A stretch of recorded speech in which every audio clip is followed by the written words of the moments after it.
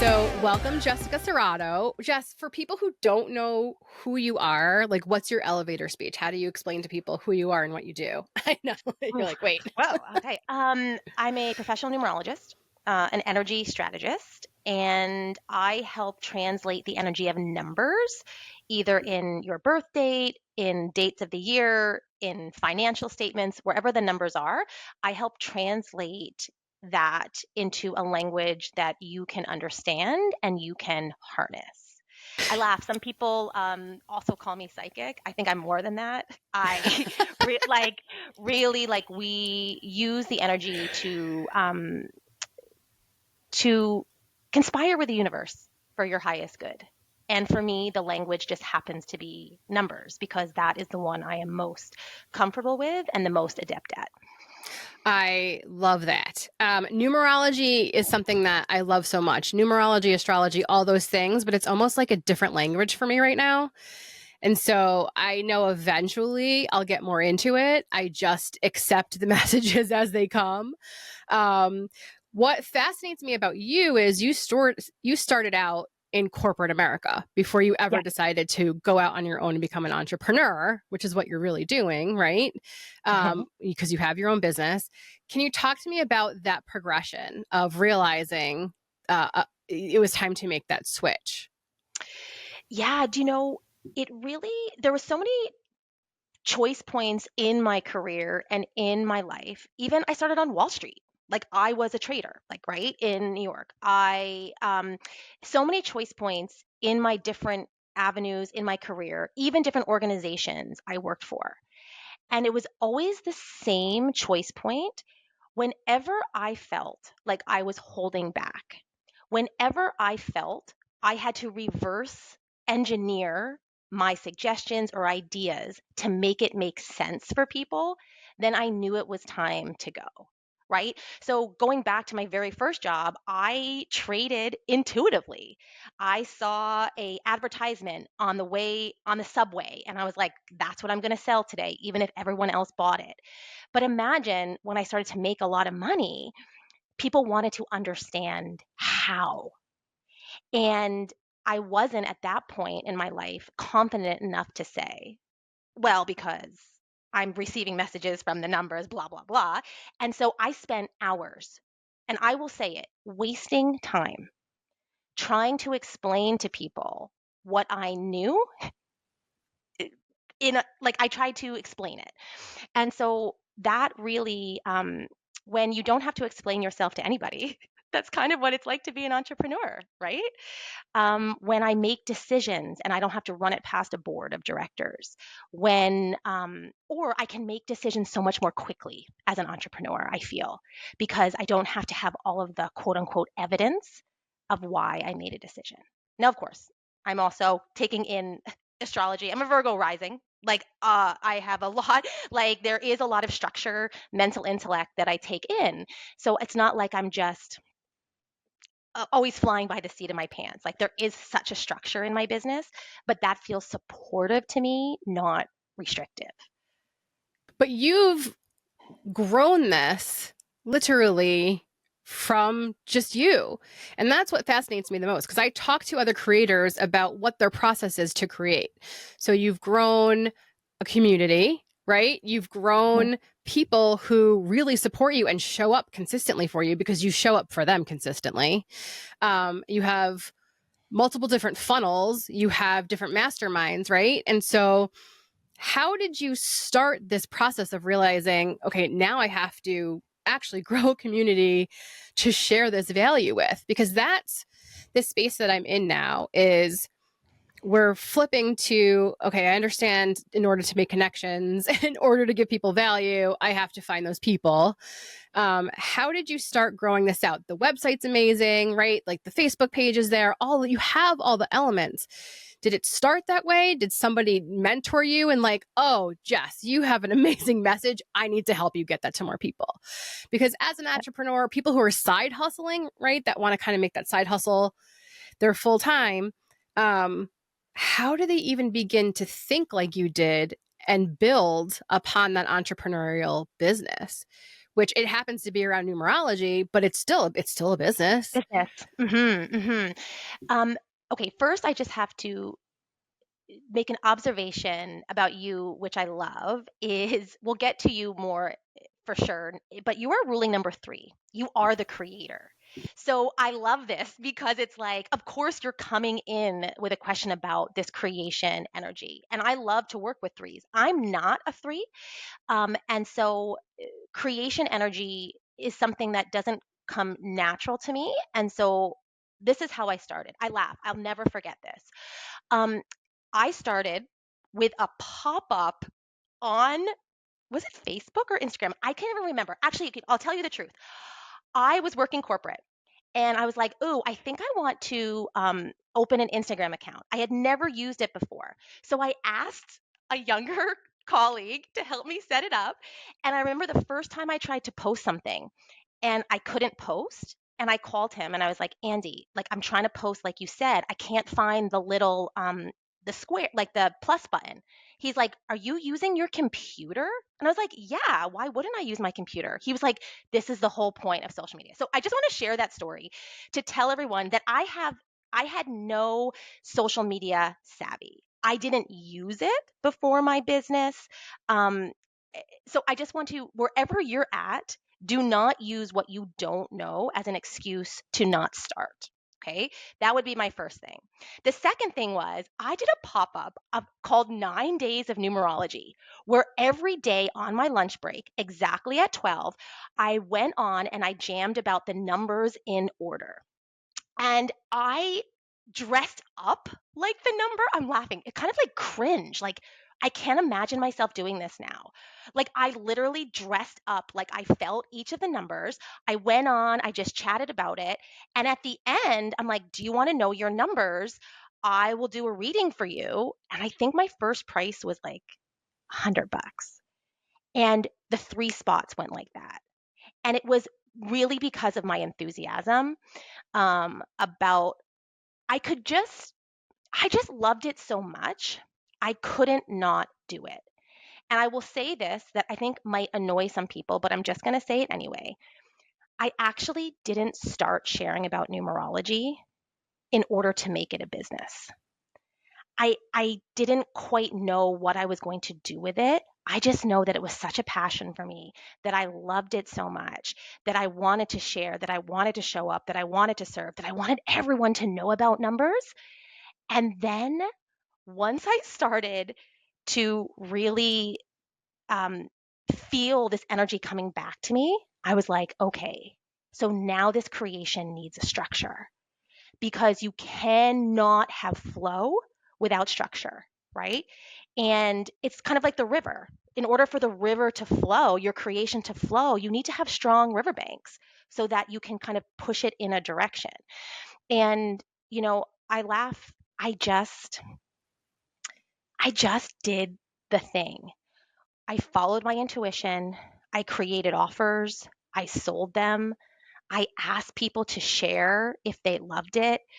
And what is this? 4 years later, a 6-figure business.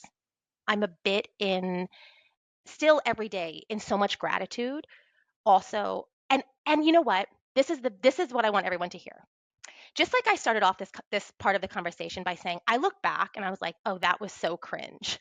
Like I look back and I did things in my business that went against probably all business strategy that right now I would never do again because it doesn't make business sense to me.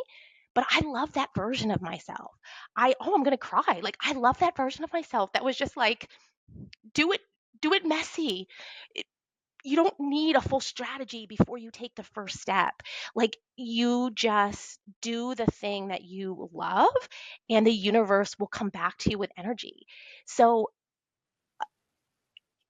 yeah, I just have so much appreciation for her um who did that. And yeah, like thank you for that question because I hadn't thought about that in a while. Sometimes when we get so much in the moment, we're just like it's always been this way and it obviously hasn't. It hasn't, Right? right? You grew Yeah. this into something. I call it taking messy action. right? Like, I Love think so that. many of us get stuck in the learning phase of like, well, how do I do this thing? How do I do it? Right. And I have to be perfect. And I don't know how to live stream. And how do I go and how? And then you get stuck in learning because like somebody else has another funnel or you got another free PDF or whatever, and you're still in learning phase. I just explained to people like, just take messy action. Number one, nobody cares. So nobody cared that you dressed up as numbers, right? It's cringe to you, but like nobody really cared, right? They maybe thought it was funny. Number two, you took messy action. You did the thing without even overthinking it too, because you probably had a little bit of freedom because you had a job, right? Like that was paying the bills. So for 100%. this was your love. This was your passion. This was like, I just want to give people value, getting paid is just like the icing on top of the cake, but I can help people in a different way than they've ever thought before. And then like you just did the thing. And I love that you took the next best step. I think a lot of us don't take that aligned action. The inspiration comes, right? You hear the voice and you're just like, right? Like maybe not Mhm. now, or like, is it really? Should I really do that? Yes, take the next best step. And that's literally what you did. And then yes, structure. At some point in time when you are going to be doing it to the volume that you are, yes, you'll need a landing page. Yes, you can learn about funnels and all those things and figuring out how to get people into your community. But when you take that messy action, I've also like I don't have as huge of a following by any means, not on YouTube, not on anything. But I'm okay with that. I call it creating in the dark when you don't have that many people following you. Does that make sense? I can be more free creating and just doing it because I like it. Like success to me is because I showed up today and did this podcast, not that millions of people are going to see the podcast. Does that make sense? And so you Totally. did that too.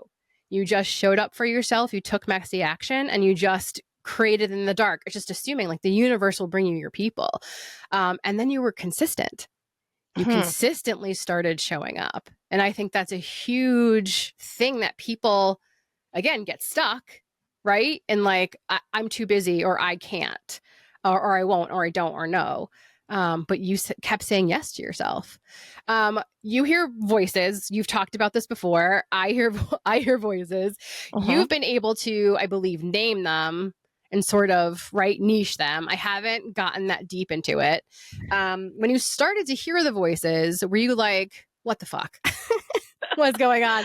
Or did you just sort of like, how did you qualify what was happening? Like, how did you put that in perspective? Yeah, do you know, I think it might be the same for you, although we don't always remember it this way. But it always happens between the ages of 42 and 49. It's like a coming home to ourself. Okay. This 7 year cycle, a lot society labels it like a midlife crisis. No, but you start seeing people acting out in different ways, and it's not about being someone else. It's about being more of who you are. Because at age 45 in the numerology chart, we have the same exact energy that we did when we were born. 45, 4 plus 5 equals 9 is one full cycle.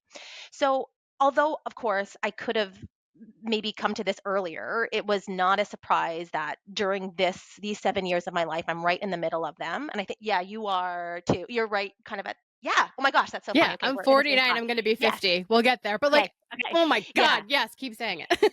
So, so it really was more of um, a remembering of it wasn't new to me. I had just silenced it. So then I went back to my youth and I had this imaginary friend named Pam, who I kind of now know is my higher self. I actually changed my name for 3 months to Pam. Okay. My teachers had to call me that. My parents had to call me that. My dad always tells a story how he'd be like, Jessica, Jessica. And I wouldn't answer. And he'd be like, Pam. I'd be like, yes.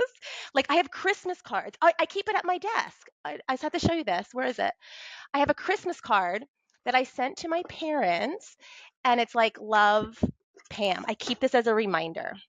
Okay. Love Pam. Okay. This is 1983. Okay. So, all this to say, when I kind of realized that all of these things that I was hearing, that as a kid I just accepted as like other voices, and I knew who they were and I played with them. But as I got older, of course, maybe that wasn't as socially acceptable. Something happened in my environment where I, didn't quite access them. And so when I started hearing them come back, I was like, oh, okay, let me intentionally work with them. And a lot of what has really helped me is many times we hear these voices and we just take the message. We receive the message, or we go into a meditation and we get this sign or this symbol and we just leave it like that. And what I started to do was talk back. Be like, oh, that's really interesting. Like, what do you mean by that? Who are you? What is your name? Can you take me here? And being an active part in the meditation, being an active part when I received a sign or received a message really helped me learn more about them and decipher who they were and what they were trying to tell me. It started off very simple, as like when I got a sign or I got a voice, I would say, okay, I see you, I hear you, thank you, more please. And then when I got more comfortable, I started to ask, like literally, just imagine you're talking to an imaginary friend. And that's how I developed more of those relationships with them. Now, of course, when I work with other people, their guides come in too.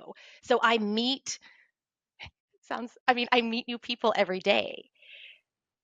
And Yeah, that feels natural to me. like mine were so I had to calm myself down and like pull out my tuning forks, which I have never used yet. But like sound and vibration are big for me, but like I could feel them all.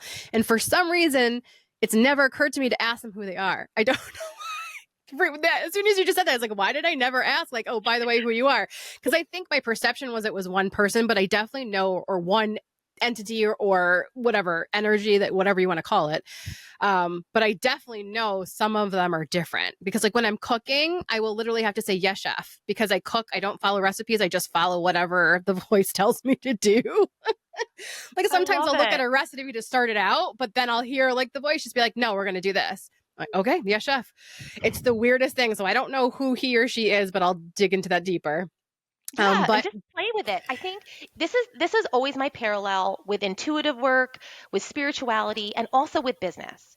My favorite thing to say, one of my favorite things to say is spirituality doesn't need to be serious, right? Yeah. And business doesn't need to be serious. Yes, we are doing serious things. Yes, we are creating an impact. Yes, like this is our life's work.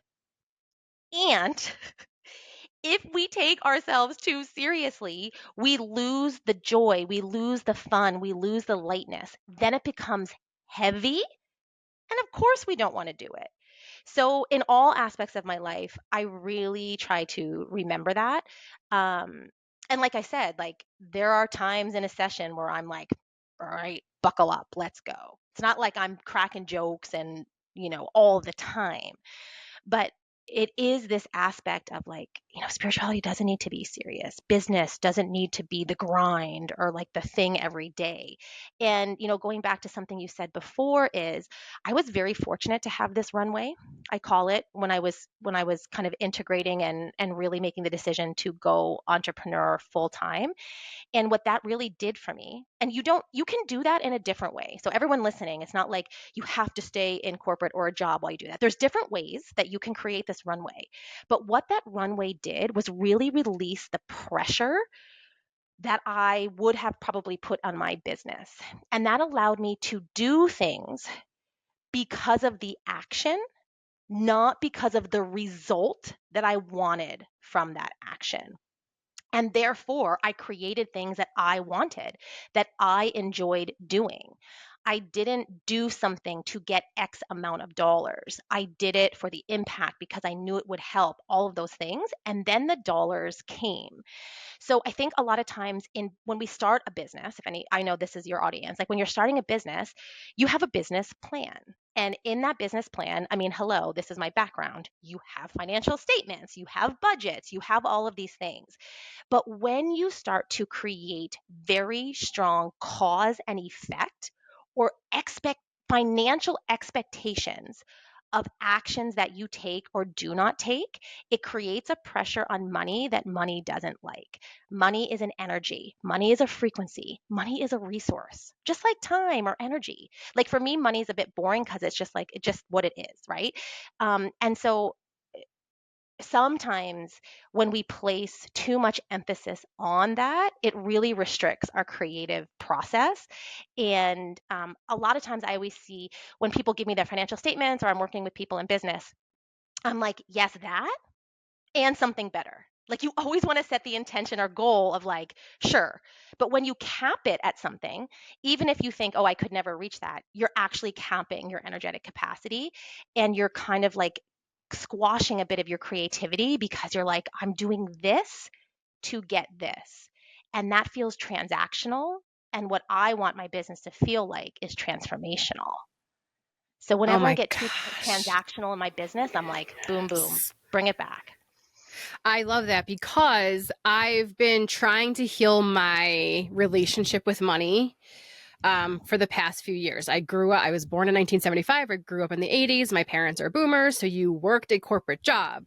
You got bonuses. You had a 401k, right? Like if you're lucky enough to retire, like that's the trajectory you did. So I did corporate media for so long, working at ABC, Disney, HSN, iHeartMedia. And then, of course, during COVID, which I know your life changed during COVID, a lot of our lives changed during COVID. I just decided I'm going to leave to do something different. And because I was already side hustling, helping people with content and helping them tell their story. So I was like, well, let's flip flop to that.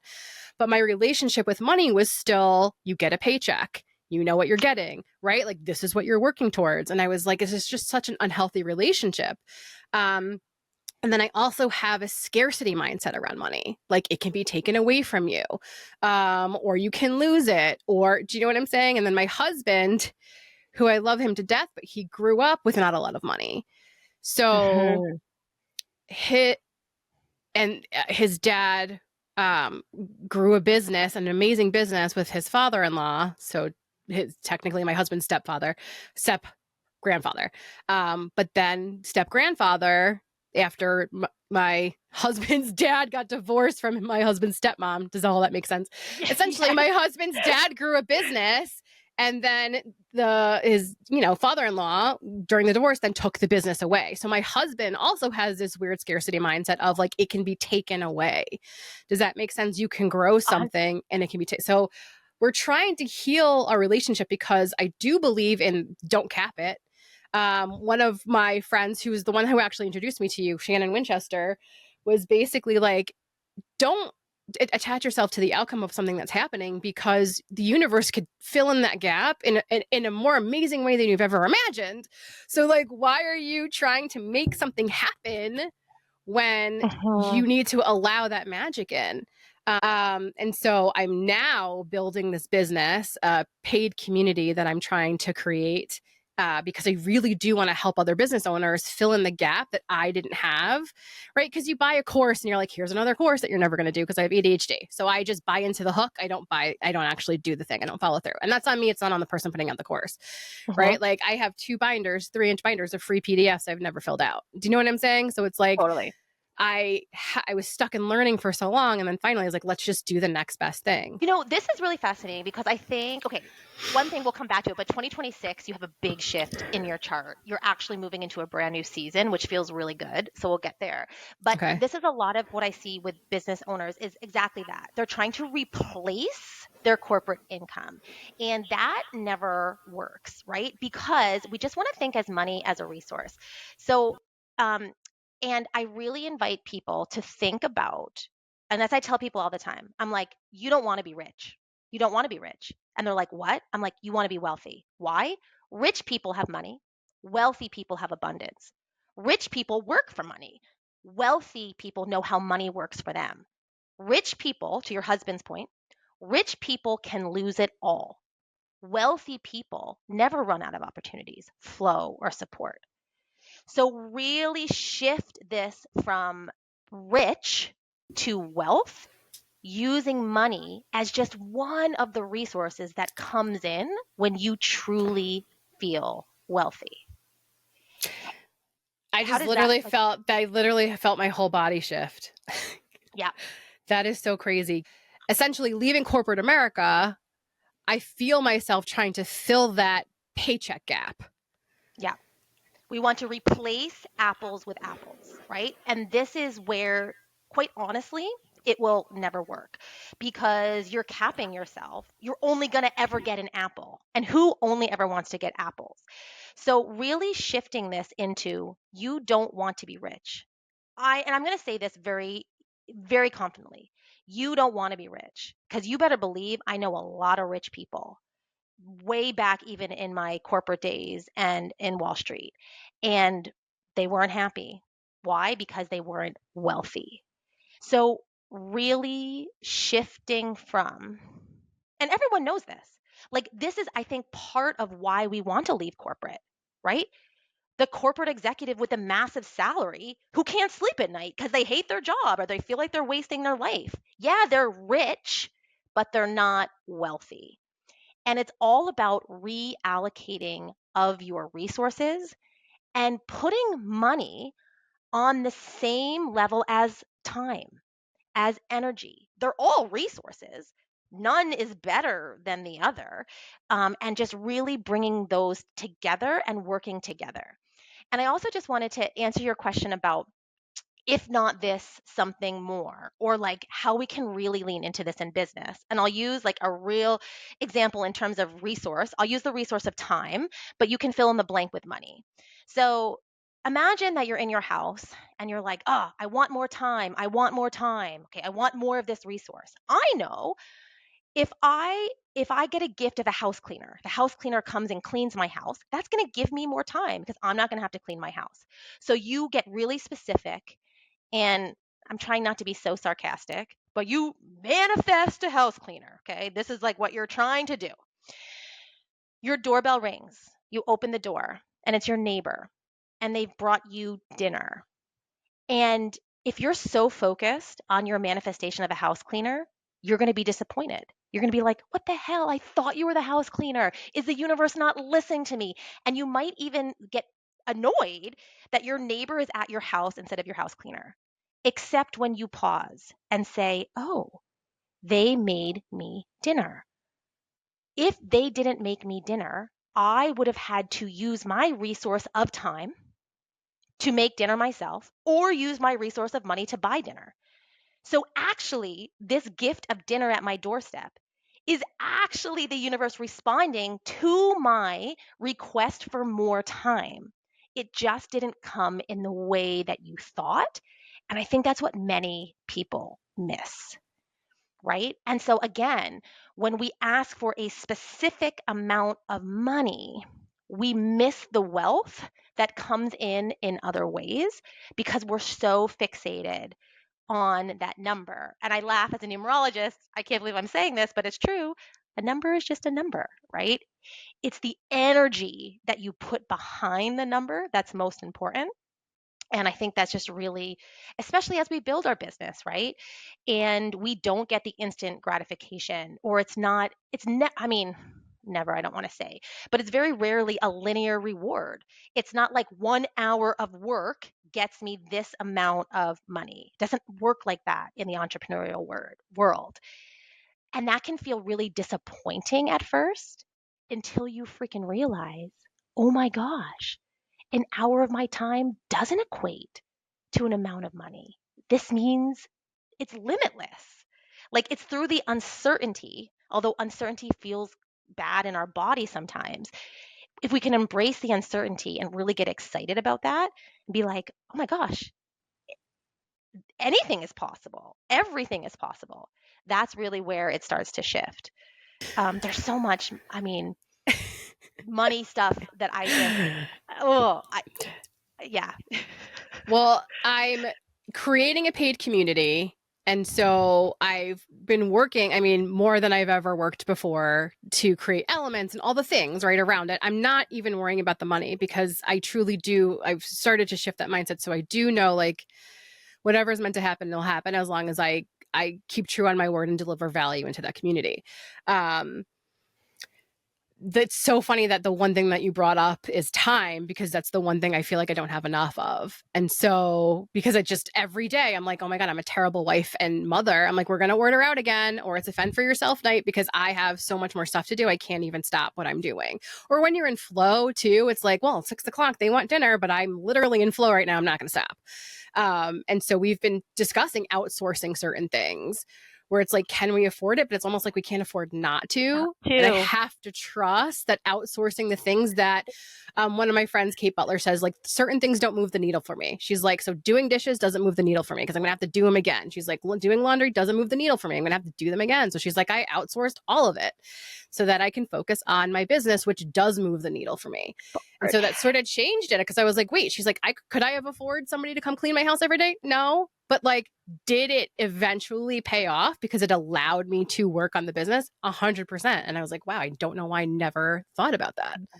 And also energetically, what she did was again put time and money on the same step, which is what we want to do. If we're constantly telling the universe, not I agree, we never say I think money is more important than time, right? But if you are constantly saying, oh, I can't afford that, you're saying money is more valuable to me than time, then of course you're going to keep on getting these lessons of like, well, you said this, so here we go. And when you really bring it together and it's like, okay, I have all these ingredients, I have all these resources, I have time, I have money, I have energy. None is better or worse than the other. They're all just resources. How can I reallocate them? How can I work them together so they're working together? They're not at odds with each other. And that's when the flow comes, right? Because it's an energetic exchange, not like a transactional exchange. Yeah, I literally can feel like my whole body shifting. It's so crazy. Like, you're Yeah. like getting that like energetic applause. I love that. I've been finding $5 bills everywhere. Like, does that mean in how the most random bill to me is a $5 bill? But I Well, found in my husband's laundry, I found it in like this wallet I was cleaning out. Like, I'm just like, how do I keep finding $5 bills? Does that mean anything? I wanted to ask you that. um, of course, it always means something. And there's two ways we can approach it. I always laugh because that's one of the most commonly asked questions I get is like, I keep seeing this or this number pops up. What does it mean? And my first response is like, okay, well, what does it mean to you? And I'm not trying to be annoying, but it could be something personal as, man, my grandma every Sunday used to slip me $5 underneath the table, right? Or like you could equate it with a person or a memory of why that specific thing is significant to you. So that's really a first part. Okay. Okay. It could be a message from that person or that memory. We could look at the number five, which if I put the five on your body, it is your heart. It in tic tac toe, if you can imagine tic tac toe or Hollywood squares, the five is the middle box. So it's literally connected to all the other numbers. It's the only number that is. And the five represents freedom, curiosity. Um, and so if you're consistently seeing five or five is coming to you in that way, it could be reminding you that you're all connected. You are connected. Feel Make a decision from your heart, not your head. You're restricting your freedom. Maybe you're not being curious enough. Instead of saying something, ask a question, right? Like, and what I encourage you to do here, and everyone, is you don't have to do this like formally. I don't want to make this a homework assignment, but keep track of these signs, right? Keep track of what you were doing, what were you feeling, and pretty soon you will start to see a pattern. I'll give you two examples here. Um, I There are many ways that energy flows through my body, and one is taste. Okay, and a lot of times when energy is trying to come through, usually for other people, I would get really this overwhelming smell and taste of smoke, so much that I would cough. And I was like, okay, are you smoking? Is this about health? What is this? But I kept track of it. And maybe after the fifth or sixth time, I was like, no, this is like an older person who has passed over wanting to come back. They didn't necessarily smoke, but that indicated to me, oh, it felt like a grandma or grandpa energy. I don't know if I'm making sense, but that was that for me.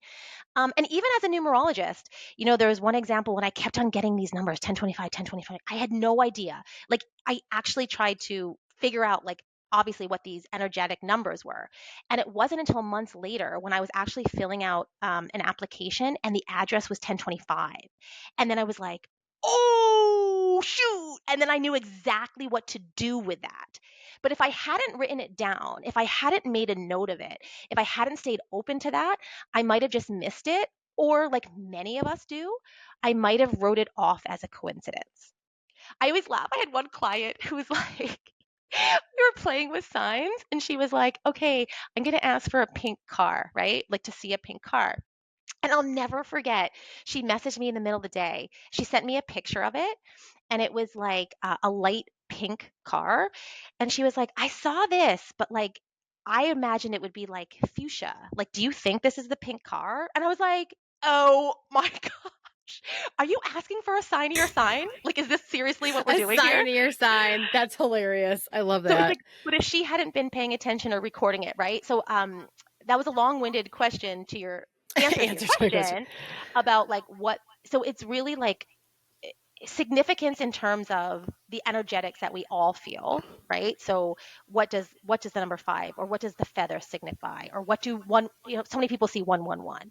Yes, we can look at like numerologically what that means, but for me, I'll be blunt. I don't care what it means. I care what it means for you, because that's why it's coming through for you. And the quicker you can access that, um, you're going to get the breakthrough that you're wanting. Okay, so when I asked, so I part of my like manifestation games was just bring me money. Like I just want to find money. People talk about finding money all the time. It'd be amazing to find money. And started with pennies, then I went to nickels, then I went to dimes, then I went to quarters, then it was dollar bills. So when it was dollar bills, I was like, okay, this is incredible. I love it. I want to see hundreds. I want to see hundreds. I want to find hundreds. And so we now escalated from ones to fives. Fives. Doesn't that, so like to me, I'm like, okay, Absolutely. now we're finding fives. Okay, we're not finding like pennies or anything else anymore. We're finding fives. Great, amazing. I still want those hundreds. I can't wait to see those hundreds. So maybe we'll elevate to tens and 20s and eventually get to hundreds, or maybe Mhm. we'll skip from fives to hundreds. But like that's where it came from for me, where I was like, when I finally sat, I was like, what? Why am I finding all these $5 bills? It was like, Do you know well, what? What's coming through for me is like a message for you of like it gets easier. It's not always going to be so linear. So I'm laughing as I'm with numerologist. I'm not going to probably get this right, but it's like, okay, like it takes, if you were going for $1,000, it would take how many pennies to get there? How many nickels to get there? How many dimes to get there? Like how many, and then like I think that's also part of the message for you, is like it can't take you linearly there because you're always going to keep linearly of like that. But what it's trying to tell you is like it's not always going to take you finding something 100 times to equal a dollar, right? It's going to take you, or like if we take the dollar versus the $5, it's not going to take you mm-hmm. 100 times. It's going to take you 20 times. And then if you go to tens, it's going to take you 10 times. And if you go to 20, it's going to take you 5 times. If you go to 50, it's going to take you 2 times. If then you can get $100 bills and start there, right? That's what I feel a little bit of this message is for you. I love that, actually. That feels fun. And then how crazy is it that you said 1025, which is what we're going to get into, is my Yes, birth date. And your 1025, as soon birthday. as you Oh said my gosh. 1025, I was like, oh my God, she just said my birth date. So the first thing is, as I'm sharing this for everyone listening with Rachel, there are resources outside of me that I've actually created that you can do this for yourself. So I have a lot of free resources, a free ebook where you can calculate your ruling number. I actually published a book called Decode Your Deck. Like there's so many things that you could. Yes, of course. Would I love to work with you? Would I love to help you with your numbers? Amazing. And you don't need to hire me to access this information. So I'll we'll put put some all of the that in the links. show Yeah, I'll notes. put all Yeah. the descriptions, everything. Yeah. So the first thing I do with a birth date is I add up all the digits together and I get one number between 2 and 11. And right away, I know some people are going to say, well, what happened to the one? There is this newer age numerology that does life paths between 1 and 9, but I am with Pythagoras. I stand with the grandfather of numerology, and he says we are all one. The one is the only number that's in all of us. So one person cannot be one. We're all ones.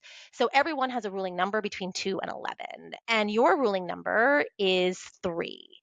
And the 3 is the creator, is, if I were to put it on your body, it's on your head on the right side. So a very feminine mental energy. It's like the birthplace of ideas, the innovator. Um, and also in the empowered side, in the flow, is very like fun and social. But you feel, if you can just imagine, if you're listening, the number 3, when you write it out, how one side is completely open and one side is completely closed. This brings us to the in the mud side. You can call it negative, I choose not to, but the challenge side of the 3, which is indecision about ideas, worry about ideas, wanting things close to you, and maybe afraid or not allowing people to see all of you. And so the challenge of the 3 is to really embrace your creative, innovative side and allow your brain and your mind to help instigate action, not get stuck in your mind. I The feel other like interesting, that's perfect. I'm so sorry, but I no, no, just want to no. explain like how that totally makes sense because um I as I'm taking action, I can feel that like muddiness, Mhm. and at the same time I'm moving more into like my woo woo phase, I guess you can call it, right? Where like I believe in energy. I just straight up said I hear voices, right? So I'm integrating that into what I'm doing, taking baby steps because it needs to Mhm. be palatable for people that don't understand this world and they're not there yet. Um, so I that totally makes sense because it's like these two worlds I'm trying to combine, and I know that I can. I'm just baby stepping into it. I'm not like opening the door like, hi, like I can do all these amazing things. Um, I'm just baby stepping into that energy. So that totally makes sense. Mhm. I love that. And I love how you just brought me into the next part of this, which is, this spiritual side of you, this woo woo side of you, is not just a luxury, it's a necessity. Here's why.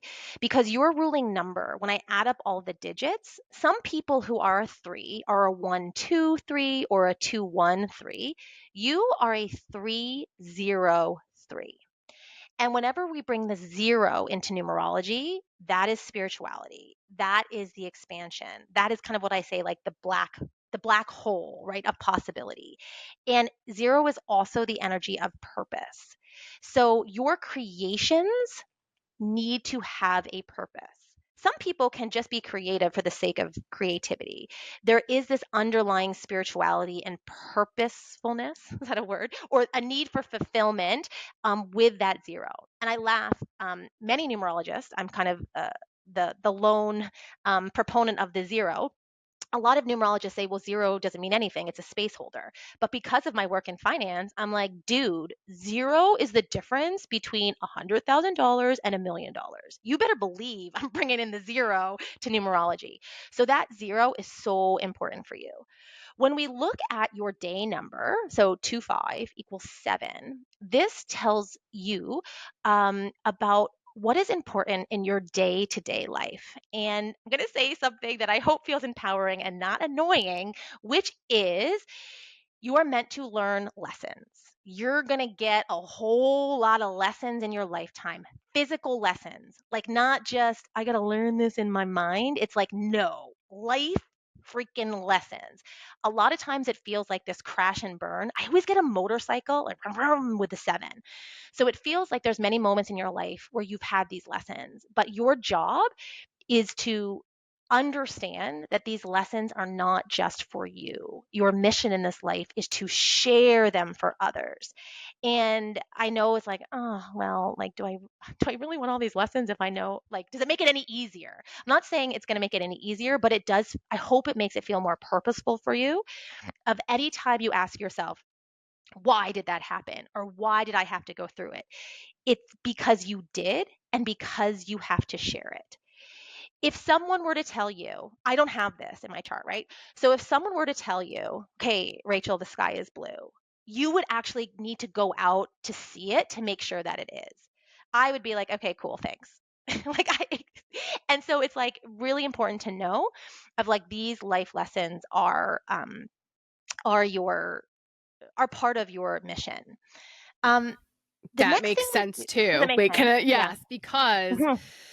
I feel that each time, like everything I've been doing, I've just been taking the aligned action and I haven't asked the why. And I haven't asked, like, well, is this going to work out? Like, I haven't asked any of that because I know it doesn't matter because I know whatever the journey is the experience I'm supposed to have because I'm capable, especially like being a storyteller my whole life, like behind the scenes as a producer, like TV producer, radio producer, podcast producer. But I have the ability to transmute that experience into a story that can help people. And so I Totally. understand that. I understand what I'm like finally moving into. So like if it doesn't work out, it was meant to be that way. If it does work out, it was meant to be that way. So like whatever it is, if it was a mistake, we learn from the mistake. I know that the experience is the purpose so that I I can love that. transmute that into a story and then help somebody else along the way. So like at Yeah. first it sucked. At first it sucked because there's been experiences where I'm like, "Oh god, why are we on this ride?" But now that I'm a stepped away from a lot of those other like traumatic experiences that I've gone through, I've been able to be like, "Oh no, it's so that I can help other people." So it's more palatable to me than maybe to somebody Yeah. else. And I always this visual is kind of coming through for you, which is like so fascinating. Is like if you think of all these experiences or quote unquote mistakes or something as these like big rocks or boulders, right? Part of you wants to hold on to them because it's like, oh, do I really want anyone to see this? But actually, what I see you doing is like placing them on the ground and like using them as stepping stones. They're actually like taking you on a path forward. So you have to let them down. You can't carry them. You have to let others see them because that's actually the path. Like you're showing them the path. That feels really good. That just whoa. I'm going to cry. I love it. Yeah. Yeah. because I feel myself holding onto the boulders. I feel that. I feel myself thinking like feeling like I'm protecting myself for something, but like to and they imagine no, it's literally the next step. You let go of it and it's the next step Yeah. makes total like it completely changed that energy for me. Like holy Oh, I shit. love that. Jessica, oh my I god. love it. I love I you love so it. much. Oh, Oh my so god, I good. needed that so bad. That's so Good. crazy. Okay. And you see, okay, we're going to continue on with the chart, but this is like pausing for everybody is like knowing your numbers is one thing. Like, same thing, knowing your horoscope is the other. But like when you can place it into like this energy that you can actually feel, you're bringing the frequency into you. And that's what, like, if you allow it into your heart, that's what shifts the energy, right? Because numbers are energy, are frequency. So are we. So that's kind of what we're doing. We're translating it. Um, I love this part of your chart. So the next part is called the energy grid. And this is where we place all of the numbers of your birth date kind of in their home base where they're meant to go. This goes back to that tic tac toe I was saying, right? So the 3, 6, and 9 are above on your head, the 2, 5, and 8 are across your heart, and the 1, 4, and 7 are across the body. And when we do that, I look for double numbers. I look for connection of numbers. I mean, we could spend an hour talking about your energy grid, but I just want to bring one part up. And I'm going to try to say this. I can show you, but I'm going to try to say this in a way that people listening can understand. So, do you see how? So, Rachel has the 1, the 5, and the 9 through her chart this way. This creates this tic tac toe. The 1, the 5, and the 9 are connected for her. Okay. So, I don't have this. This is unique, like because of your birthday. And this, you have found the most efficient way to get from 1 to 9, right? Like Shrek. Okay. This is called the air of determination, which means you get shit done. But two things happen here. This also means that you've overcome a lot of obstacles in your life. So much so that when you face an obstacle, you're like, okay, how do I get over this? Okay, how do I? And it's like, stop proving to yourself that you can overcome obstacles. Dude, you've already done it. There are some obstacles I feel in your path, either now or in the future, where you don't need to actually overcome it. Just detour, just walk around it, just find another way. Some obstacles, like you don't need to prove anything, you've already done that. The second thing that happens is 1 to 9, we get to the end and you go right back to the one. So 1 through 9, 1 through 9, 1 through 9. And I feel this speaks to your task list. You have so many things on your list. As soon as you complete something, you go right on to the next. You go right on to the next. People like us love people like you because you get things done quicker, so much so that by the time we go to do it, it doesn't need to get done because you've already done it. So, two things happen. We feel this energy in you and we ask you a lot for help. So, I guarantee you, many people come to you to ask for help in getting something done. Okay. So, of course, energetically, what you can do with that. It's really be discerning about what you say yes to, what you say no to. But the bigger thing that came through in your chart today was the importance of celebrating yourself. Think about what you do subconsciously when your reward for finishing something is congratulations, Rachel, you get to do the next thing. Dude, that is not a reward. And subconsciously, what happens is our body gets trained in a way of like, oh, I don't actually want to do this. Not because I don't want to do this thing, but because I know what I have to do after. And I know that I always reward myself with finishing something and I get to go to the next thing. And I don't want to do that. So I'm going to self sabotage. I'm going to procrastinate. I'm not going to finish this thing. Okay. So the antidote for this is celebration. Okay. I wanted to like pause you for a second Oh, to like tell you how I'm relating to this. So please. because my background is in TV and radio, you're only as good as your next bit. You're only as good as your next guest. You're only as good as your next segment. So not only is that in my chart, it was reinforced in my brain for over 20 years, right? So like you would do a postmortem meeting, great job, or that sucked, whatever they felt like. Great job, great. What's next? Like that's how much you celebrated. Was that it?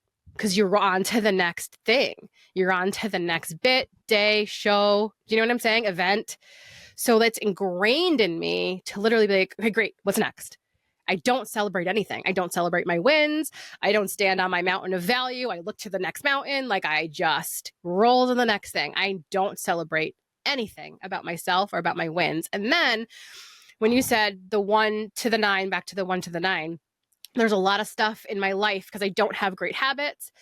So I always feel like I'll get in alignment. I'll clean up my gut. I'm doing all the things and I'm back down Oh, here, right? It's almost mm-hmm. like when you take medicine and you feel really good. And you're like, I don't need this medicine anymore. And you're like, boom. No, you were doing all the things to get you here. Like keep doing those things. I call it a merry-go-round. Like sometimes I just tell my husband, like, I just want to get off the merry-go-round. I just want to get off the merry-go-round. So like when you made that relation too, I was like, that felt like that energy to me too. I was like, oh my God, I love you so much. You're amazing. Yeah. So And this celebration, because I want to give you something tangible here. This celebration doesn't need to be huge in terms of something big. And actually, because I know, well, I always thought, I feel like I know you very well because I know your chart. I also feel that it's going to be important for you not, I really want you to hear this. I don't want you to just celebrate what you do because I want you to celebrate who you are. So be really careful not to always associate celebration with an accomplishment or completing something. And this could be as simple as every day taking a candle and putting it in your dinner, putting it in the pizza, putting in the meatloaf, putting it in the whatever. If you have dessert, sure, put in the dessert and just say something, celebrate something about yourself and like blow out the candle. Or just something in the morning where you're like, man, I am freaking kind. I so why is this am, so hard for me? Like I'm literally bawling my eyes out well, because when it was framed as celebrating something I do, that was easy. And as soon as you yes, change that, I'm like, I don't know how to do that. I don't yes. know how to celebrate who I am. And whenever we hit resistance like this, I want to be clear. It is not a block. There are no blocks. Resistance, when we feel this emotion in our body, when we resist something, the antidote is curiosity. I don't know how to celebrate myself. Okay, I wonder if it could be this way. I wonder if really getting curious about what is possible, what could work, and just opening up this portal of curiosity in response to that resistance. And that I feel will be the work for you, right? Is to stay open and curious. And you might need to try some different things in order to feel what feels authentically you, to celebrate you. But I feel this is a huge, I feel this actually is a beautiful portal for this next level of your business. Because if you only ever celebrate what you do or the accomplishments of blah, blah, blah, you're going to lose yourself in the business. And again, that goes back to our conversation before. Which would you rather, rich versus wealthy? Which would you rather, like, right? Like, would you rather feel successful or would you rather feel like yourself? And what good is success if you can't celebrate it? I think that's also a question. Like, what good is freaking success if you can't celebrate it? And so I'm not saying, again, this is not a block, but many people subconsciously resist success because they don't know how to celebrate it. Or they know, just like you, I bet this is also in your arrow. Whenever you do get something, I'm going to do this. When you get there, you like set the bar higher. Then you set the bar higher. Then you set the bar higher. And it's like, dude, is that ever going to end? No, And this because is the no, goalposts always always move, right? That's moves. why I tell all my clients the goalposts always move. And with my healing my relationship with money, I shifted my view of success as I showed up for myself today, right? Like I got up, I showered, I got ready, like I doing that, like I showed up for myself. That's success to me. Success doesn't equate to money. And so just these little shifts, like I feel better already about it, but I also understand what you mean by losing myself in the doing with this business and this community because I can see that happening. Hmm. Like I Hmm. wanted 2025 to be really more like I can show up as like a wife and a mother for my family. And then I said yes to this business. And now I'm like, oh shit, I can't balance this. Like Yeah. this is the ball that's in the air and this is what we're focusing on. Yeah. I'm very grateful that I have kids that are old enough to understand and don't need mommy as much anyway. Like they're 13 and 14, they could care less about me. My husband, like as long, like he'd love a hot dinner on the table, but he's also like, whatever, we'll order out. It's not a big deal. Do you know what I mean? Like when he comes home and I have crazy eyes, like, oh my God, I've been doing all day. So I'm lucky that I have family that just supports whatever it is that I'm doing and is fine with it. But I'm the one that like puts all that pressure on myself. And I think Myself. that it took me years to understand my value, like even to invoice somebody, like the energy around Oh, numbers, right? Of like invoicing people. I could not understand what my value was.